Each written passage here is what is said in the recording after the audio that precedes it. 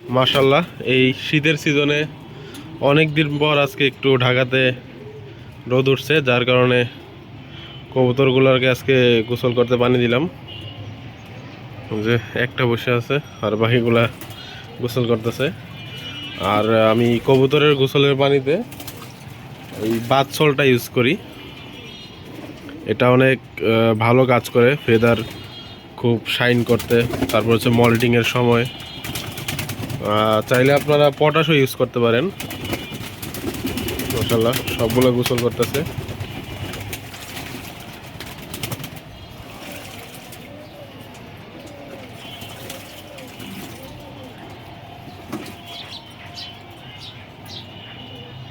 মাশাআল্লাহ,